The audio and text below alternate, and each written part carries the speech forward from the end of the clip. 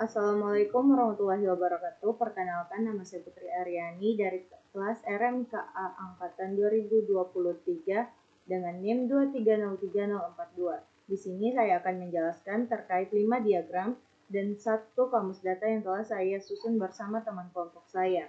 Yang pertama ada use case. Use case diagram adalah salah satu jenis diagram pada Unit Modeling Language atau UML yang berfungsi untuk menggambarkan hubungan atau interaksi antara pengguna atau aktor dengan fungsi-fungsi utama yaitu use case dari sebuah sistem. Diagram ini menampilkan berbagai sistem yang digunakan dari sudut pandang pengguna. Ini adalah contoh use case yang telah saya susun.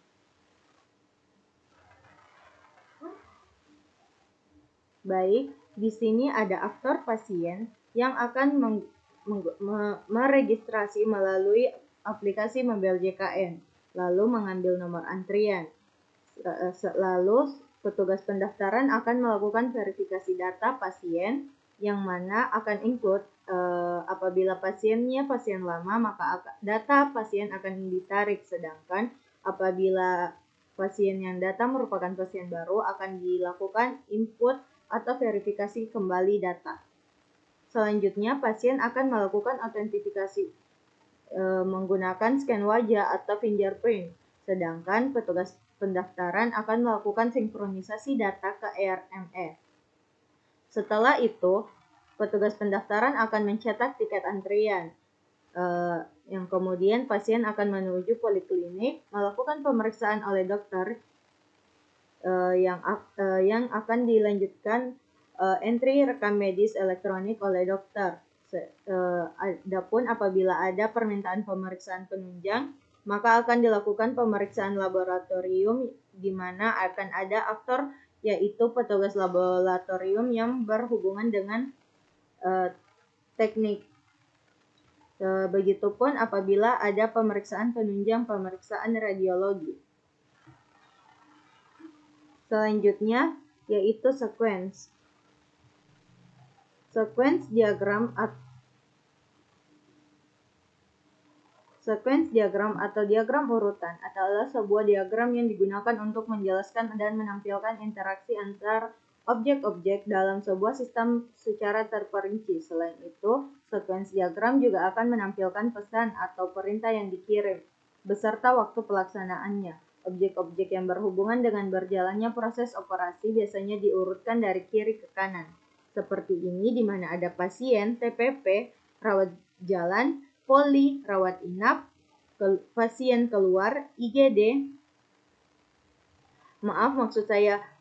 kamar atau ruang inap, selanjutnya IGD, dokter, diagnosa, tindakan, resep, obat, lab, RAD, pembayaran dan asuransi. Contohnya apabila pasien akan mendaftarkan diri melalui TPP, kemudian data akan dikirim menuju ke rawat jalan dan selanjutnya akan dikonfirmasi kembali ke rawat di TPP yang selanjutnya akan diserahkan ke poli.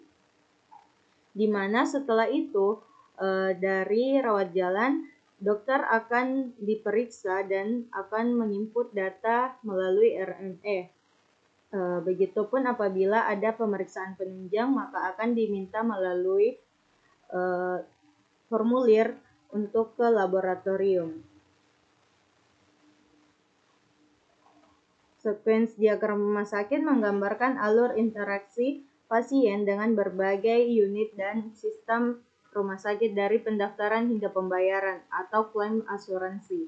Pasien adalah pihak eksternal yang datang pertama kali untuk mendapatkan layanan medis. Setelah itu, pasien berinteraksi dengan TPP atau petugas pendaftaran yang bertugas mencatat data pasien dan menentukan jenis layanan yang diperlukan, apakah itu rawat jalan, rawat inap, atau unit gawat darurat. Adapun untuk pasien rawat jalan, data diteruskan ke rawat jalan dan selanjutnya ke poliklinik yang bertugas untuk mengatur giliran pasien dan meneruskan pasien ke dokter untuk pemeriksaan.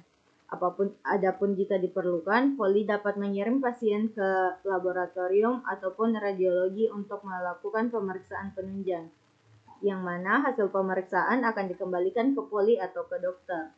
Pasien rawat inap pun pertama-tama ditempatkan di kamar sebelum diperiksa oleh dokter. Sementara pasien rawat unit gawat darurat langsung diteruskan ke dokter karena sifatnya darurat. Di sini, dokter berperan utama dalam pemeriksaan pasien, mencatat diagnosa, melakukan tindakan, dan membuat resep. Obat kemudian menyiapkan obat sesuai resep dokter, sedangkan laboratorium dan radiologi menyiapkan hasil pemeriksaan sesuai permintaan dokter atau unit layanan terkait. Setelah seluruh proses medis selesai, pasien dapat menuju proses pembayaran untuk menyelesaikan administrasi biaya layanan.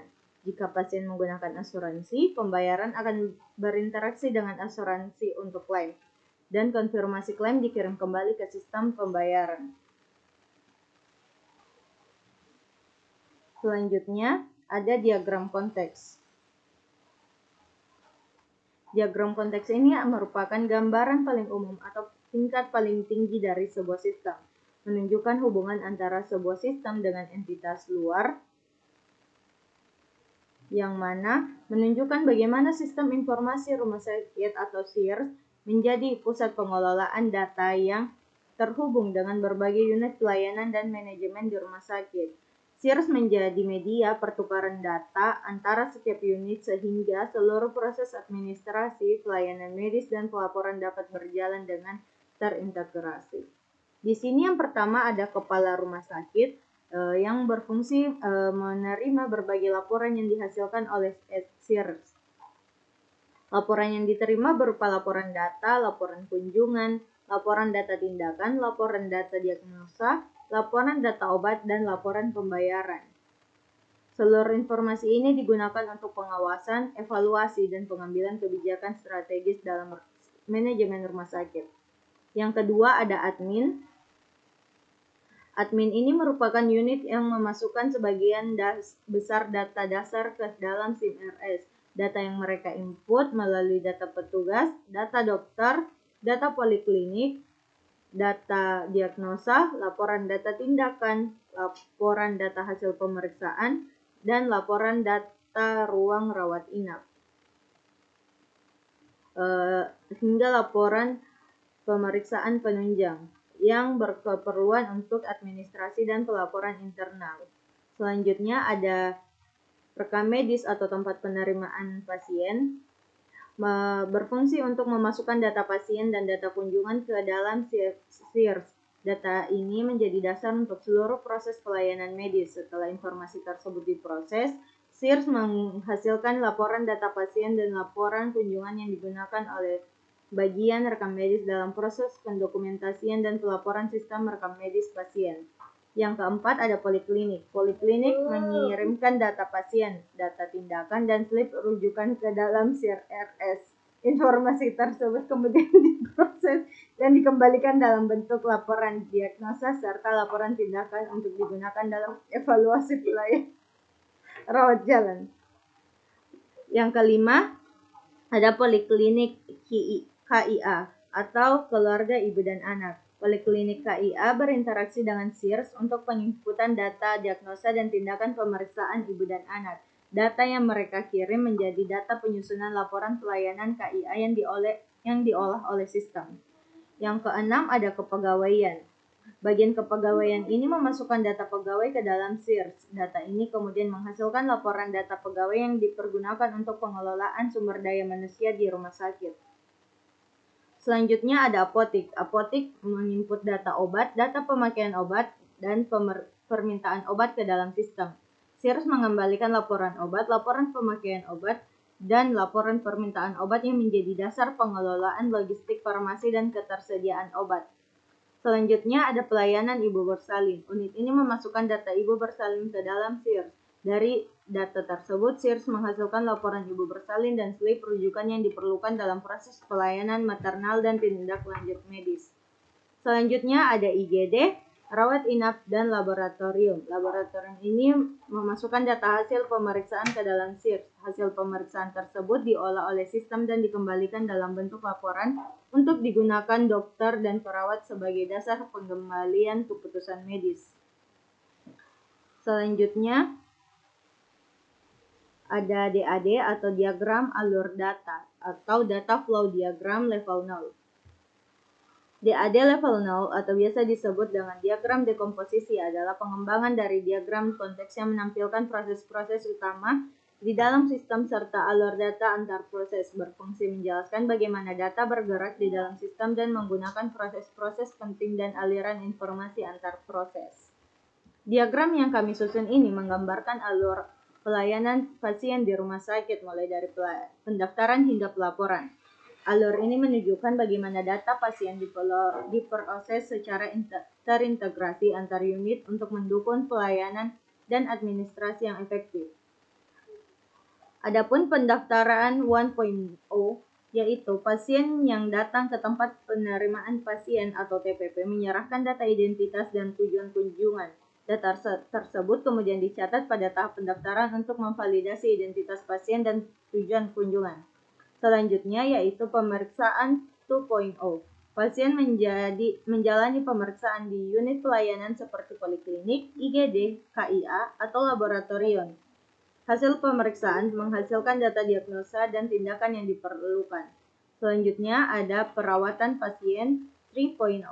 Jika pasien yang memerlukan rawat inap, data diagnosa dan tindakan diteruskan ke unit perawatan. Pada tahap ini dibuat berkas rekam medis rawat inap yang menjadi catatan resmi untuk perawatan pasien selama berada di rumah sakit. Selanjutnya yaitu perawatan proses bagian apotek 4.0. Unit apotek mengelola permintaan dan pemakaian obat dari berbagai unit pelayanan. Data ini digunakan untuk memastikan ketersediaan obat dan akurasi pemakaian selama perawatan pasien. Yang terakhir ada pelaporan 5.0. Semua data dari pendaftaran, pemeriksaan, perawatan, dan apotek dikumpulkan untuk menghasilkan laporan terkait pasien, kunjungan, tindakan, diagnosa, dan obat.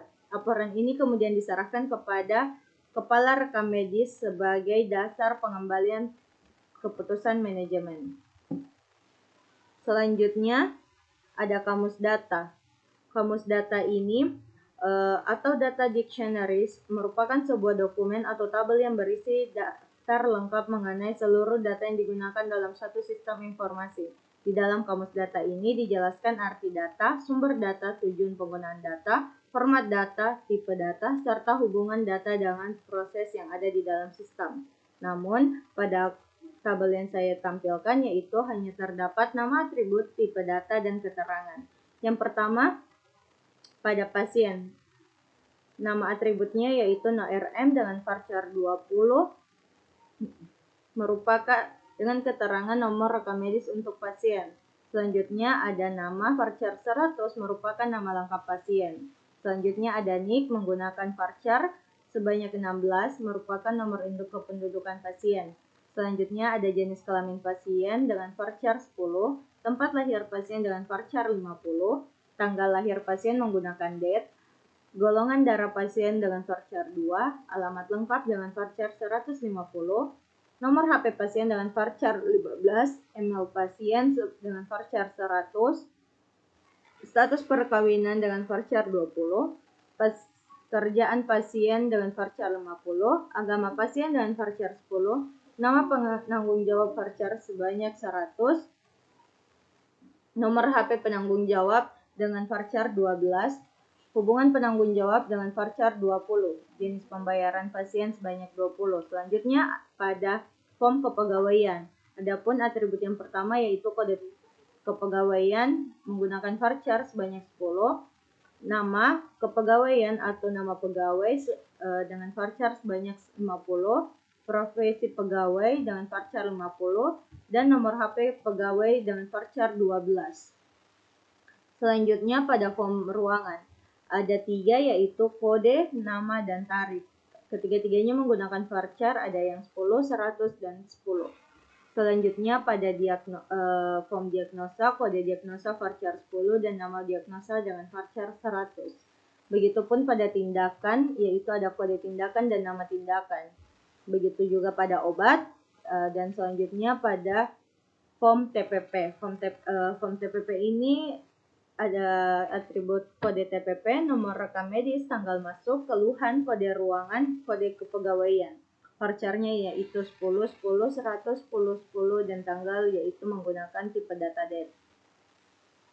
Selanjutnya ada form pelayanan rawat jalan. Form pelayanan rawat jalan ini memiliki atribut yaitu kode rawat jalan, nomor rekam medis, anamnesa, pemeriksaan fisik, kode diagnosa utama, kode diagnosa sekunder, kode tindakan, kode obat, dan rujukan. Semuanya menggunakan voucher dengan jumlah yang berbeda-beda. Selanjutnya ada pelayanan rawat inap. Atribut yang itu yaitu kode rawat inap pasien, nomor rekam medis pasien, tanggal keluar rawat pasien, anamnesa pasien, pemeriksaan fisik pasien, kode diagnosa utama pasien, kode diagnosa sekunder pasien, kode tindakan, kode obat, dan cara pulang pasien. Dan 10 ada pelayanan UGD. Pelayanan UGD ini mencakup beberapa atribut yaitu kode rawat inap pasien, nomor rekam medis pasien, triase status pasien, anamnesa pasien, skala nyeri pasien, dan tanggal keluar pasien. Serta kode diagnosa utama, kode diagnosa sekunder, kode tindakan, kode obat, dan cara pulang. Selanjutnya ada unit penunjang. Pada form ini ada beberapa atribut juga yaitu kode rawat penunjang, nomor rekam medis, tanggal pemeriksaan, kode ruang penunjang, jenis pemeriksaan, dan hasil pemeriksaan. Selanjutnya ada form ruang operasi yang mencakup atribut yaitu kode operasi, nomor rekam medis pasien, nama diagnosa pasien, kode kepegawaian, nama DPJP, kode ruangan, tanggal operasi, jam operasi dimulai, jam selesai, kode tindakan, kode obat, serta keterangan selama operasi pasien. Selanjutnya ada form perawatan intensif dengan atribut yaitu kode perawatan, nomor rekam medis, kode diagnosa, kode ruangan, keterangan perawatan, tanggal masuk, nama DPJP, kode tindakan, kode kepegawaian, kode obat, tanggal keluar, cara pulang yang menggunakan masing-masing voucher kecuali pada tanggal.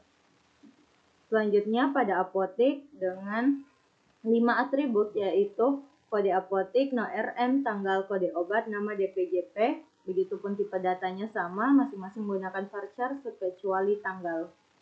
Selanjutnya yang terakhir ada form kasir. Form kasir ini terdapat atribut yang pertama kode kasir, nomor rekam medis, nama ruangan, tanggal, jenis pelayanan, dan tarif.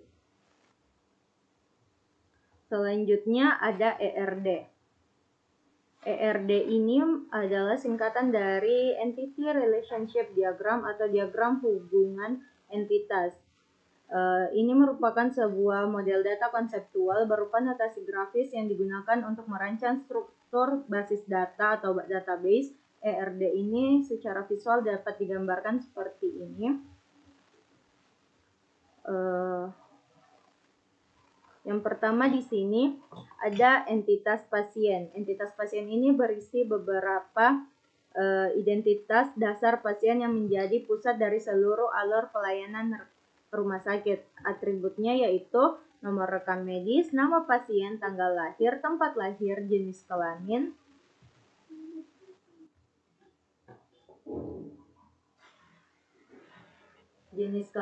alamat, nomor telepon, agama, status pernikahan, serta data penanggung jawab yang digunakan untuk mengidentifikasi pasien secara lengkap. Data pada entitas pasien digunakan sebagai acuan utama dalam seluruh proses pelayanan, mulai dari pendaftaran, pelayanan medis, hingga proses administrasi dan pembayaran. Selanjutnya, ada entitas kepegawaian yang terlibat dalam pelayanan rumah sakit, baik secara medis maupun non-medis. Atribut yang terdapat dalam entitas ini digunakan untuk mengidentifikasi petugas yang memberikan pelayanan kepada pasien. Data kepegawaian berperan penting dalam pencatatan aktivitas pelayanan dan pertanggungjawaban pelayanan medis. Selanjutnya ada entitas ruangan, digunakan untuk mencatat data ruang pelayanan yang tersedia di rumah sakit. Atribut pada entitas ini memberikan informasi mengenai jenis dan fungsi ruangan yang digunakan dalam proses pelayanan pasien. Selanjutnya ada entitas diagnosa. Entitas diagnosa berisi informasi mengenai hasil penilaian klinis terhadap kondisi pasien. Atribut seperti kode diagnosa dan nama diagnosa digunakan untuk mencatat penyakit atau kondisi medis pasien. Data diagnosa menjadi dasar dalam penentuan tindakan medis, pemberian obat, serta pencatatan rekam medis pasien. Selanjutnya ada entitas tindakan. Entitas tindakan mencatat prosedur medis yang diberikan kepada pasien berdasarkan diagnosa yang telah ditetapkan. Atribut pada entitas ini digunakan untuk menggambarkan jenis tindakan medis yang dilakukan. Data tindakan ini berfungsi sebagai dokumentasi pelayanan medis dan data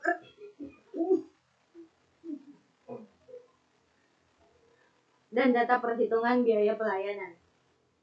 Selanjutnya ada entitas obat, berfungsi untuk menyimpan informasi mengenai obat-obatan yang digunakan dalam proses pengobatan pasien. Atributnya yaitu mencakup kode obat dan nama obat. Keenam, entitas ini merupakan master form atau bisa disebut ini merupakan database rumah sakit. Selanjutnya ada form TPP. Form TPP ini merupakan satu dari sekian relationship form yang mana entitas TPP ini bertugas mengelola proses pendaftaran awal pasien. Atribut pada entitas ini digunakan untuk mencatat waktu kedatangan pasien, jenis pelayanan yang dibutuhkan, serta petugas yang melayani. Informasi TPP memastikan pasien diarahkan ke unit pelayanan yang sesuai dengan kebutuhannya. Selanjutnya ada pelayanan RJ atau rawat jalan. Entitas rawat jalan mencatat seluruh aktivitas pelayanan pasien yang tidak memerlukan perawatan inap. Atribut yang dimiliki digunakan untuk mendokumentasikan kunjungan pasien, keluhan, diagnosa awal, serta status pelayanan. Data rawat jalan menggambarkan riwayat pemeriksaan pasien selama mendapatkan layanan rawat jalan. Selanjutnya ada entitas rawat inap. Entitas ini digunakan untuk mencatat pelayanan pasien yang memerlukan perawatan lanjutan dengan menginap di rumah sakit. Atribut pada entitas ini mencatat informasi masuk dan keluar pasien, diagnosa, serta status keperawatan. Data rawat inap ini membantu pemantauan kondisi pasien selama masa perawat. Selanjutnya ada entitas UGD atau unit gawat darurat. Entitas ini mencatat pelayanan pasien dengan kondisi darurat. Atribut yang terdapat pada entitas ini digunakan untuk menggambarkan kondisi awal pasien, tindakan darurat yang diberikan, serta penanganan medis awal. Data UGD menjadi dasar penentuan pelayanan lanjutan bagi pasien. Selanjutnya ada entitas unit penunjang. Entitas unit penunjang mencatat pelayanan penunjang medis yang mendukung penegakan diagnosa dan tindakan medis. Atribut pada entitas ini digunakan untuk mendokumentasikan pemeriksaan penunjang yang dilakukan terhadap pasien. Data unit penunjang ini akan membantu dokter dalam menentukan diagnosa dan menegakkan diagnosa dan obat yang akan diberikan serta rencana perawatan. Selanjutnya ada entitas ruang operasi. Entitas ini digunakan untuk mencatat pelayanan tindakan pembedahan. Atribut yang dimiliki yaitu menggambarkan penggunaan ruangan operasi dan tindakan medis yang akan dilakukan. Data ini berfungsi sebagai dokumentasi pelayanan bedah yang diberikan kepada pasien. Selanjutnya ada entitas perawatan intensif yang mencatat pelayanan pasien dengan kondisi kritis yang membutuhkan pemantauan ketat. Atribut pada entitas ini digunakan untuk mendokumentasikan proses perawatan intensif yang diterima pasien. Data perawatan intensif mendukung pengawasan kondisi pasien secara berkelanjutan. Selanjutnya ada entitas apotek. Entitas ini mencatat pelayanan pemberian obat kepada pasien. Atribut ini digunakan untuk mendokumentasikan obat yang diberikan berdasarkan resep dokter. Data apotek berperan dalam pengelolaan distribusi obat dan pencatatan biaya farmasi. Yang terakhir ada entitas kasir yang berfungsi untuk mencatat proses pembayaran seluruh pelayanan yang diterima pasien. Atribut pada entitas ini digunakan untuk mencatat total biaya, metode pembayaran, dan status pembayaran. Data kasir ini menjadi tahap akhir dalam alur pelayanan administrasi pasien. Sekian dari saya. Selanjutnya yaitu penjelasan terkait pengimplementasian ERD pada aplikasi Visual Basic. Baik, selanjutnya saya akan menjelaskan bentuk formulir dalam bentuk Microsoft Visual Basic. Di sini petugas rekam medis ataupun staf rumah sakit lainnya yang ingin mengakses sistem informasi rumah sakit wajib memasukkan paspor untuk mengakses SIM-RS tersebut. Baik, di sini saya akan memasukkan paspor yang telah saya buat sebelumnya. Sekarang SIM-RS telah dapat kita akses. Di sini saya bagi dua menjadi entitas utama dan entitas relasi, di mana entitas utama merupakan database atau master of the data. Di sini ada pasien, kepegawaian, ruangan, diagnosa, tindakan, dan obat. Sedangkan di entitas relasi ada TPP, pelayanan rawat jalan, pelayanan rawat inap, UGD, ruang operasi, ruang intensif, ruang pemeriksaan penunjang, apotik, dan kasir. Entitas-entitas ini dapat diakses sesuai kebutuhan masing-masing. Baik, di sini saya akan mencoba untuk mempraktikkan dengan membuat sebuah contoh kasus. Semisal, seorang pasien baru ingin mendaftarkan diri untuk menuju ke polik umum karena sakit pilek atau batuk-batuk. Baik, di sini karena pasien merupakan pasien baru sehingga kita harus menginput data pasien secara manual di entitas utama atau di identitas pasien. Berbeda dengan apabila pasien merupakan pasien lama atau pasien yang sudah berkunjung sebelumnya. Pasien tersebut bisa dapat langsung mendaftarkan ke TPP karena datanya sudah ada di bank data rumah sakit. Pertama-tama kita akan mengisi formulir identitas pasien. Di sini saya akan memasukkan nomor rekam medis 0000 010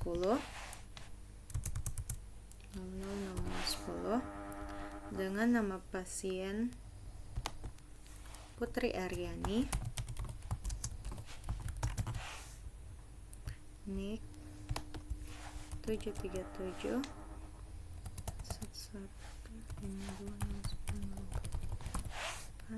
tempat lahir.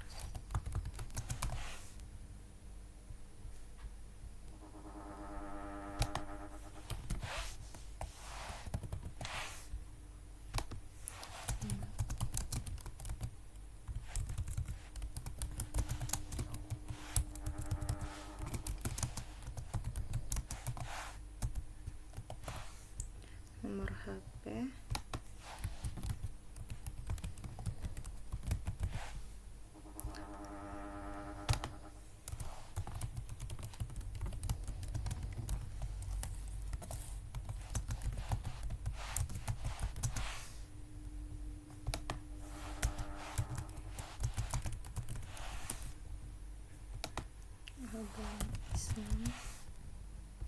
nama penanggung jawab, nomor HP 0813550900, hubungan ibu BPJS. Sini sekolah perempuan, golongan darah B, status perkawinan belum menikah. Baik, apabila data pasien yang telah ditanyakan atau telah dikonfirmasi kepada pasien telah dilaksanakan, maka kita dapat menyimpan identitas pasien ini terlebih dahulu.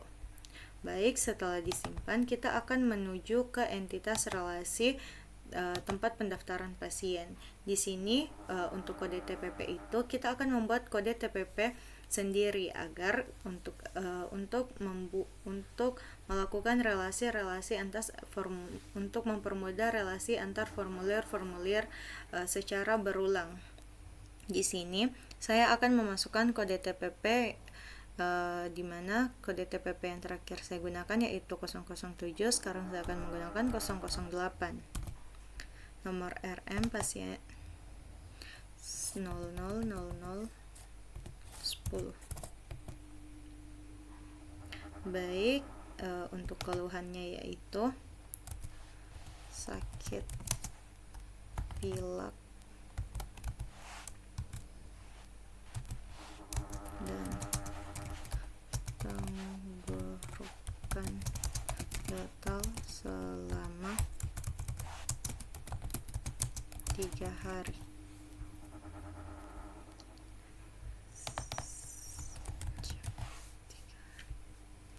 Kode di sini saya akan memasukkan poli umum serta nama dokter yaitu Dr. Amalia Ramadhani. Selanjutnya saya akan di sini saya akan menarik data dari beberapa form di mana nama dan jenis kelamin akan ditarik dari form dari entitas utama dari form identitas pasien, sedangkan kode ruangan akan ditarik dari form ruangan, dan kode kepegawaian akan ditarik dari form kepegawaian. Baik, di sini sudah ada. Sekarang saya akan simpan. Nah, di sini pasien telah memiliki kode TPP yaitu 008. Selanjutnya, pasien akan diarahkan menuju ke pelayanan rawat jalan. Form pelayanan rawat jalan ini berhak diakses oleh dokter penanggung jawab yaitu Dr. Amalia Ramadhani tadi. Di sini saya akan